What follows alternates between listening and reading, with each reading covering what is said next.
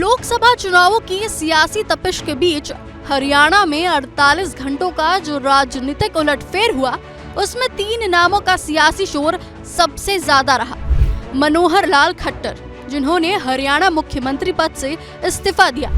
नायब सिंह सैनी, जो हरियाणा के सीएम बने। लेकिन तीसरा नाम कोई शख्स का नहीं बल्कि एक जगह का है, और वो है हरियाणा की करनाल लोकसभा सीट, जो इस वक्त हाई प्रोफाइल सीट बन गई है, जहां से बीजेपी ने मनोहर लाल खट्टर को चुनावी मैदान में उतारा है। हरियाणा में करीब 9.5 साल तक मुख्यमंत्री रहे मनोहर लाल खट्टर की 48 घंटे में पूरी सियासी पारी ही पलट गई।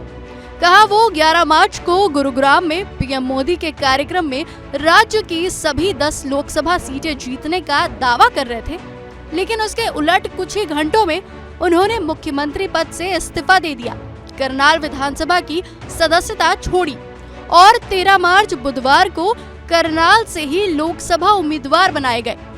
बीजेपी ने तो खट्टर को करनाल के कुरुक्षेत्र में उतार दिया है।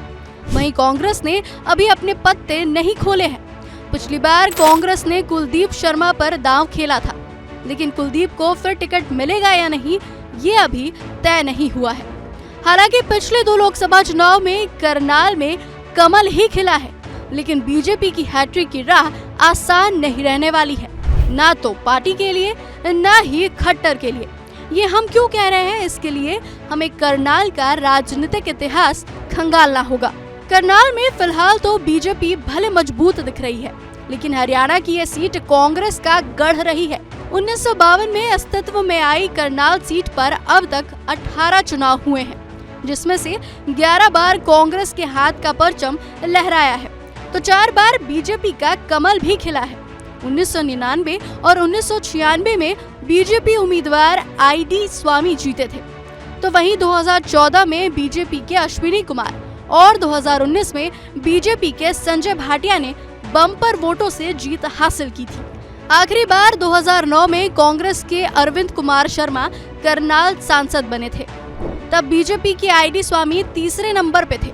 ऐसे में खट्टर पर बीजेपी का दाव उल्टा भी पड़ सकता है, क्योंकि ऐसा माना जा रहा है कि हरियाणा के सीएम पद से खट्टर को हटाया एंटी इनकम्बेंसी का डर भी था, यानी खट्टर की लोकप्रियता साख पर थी।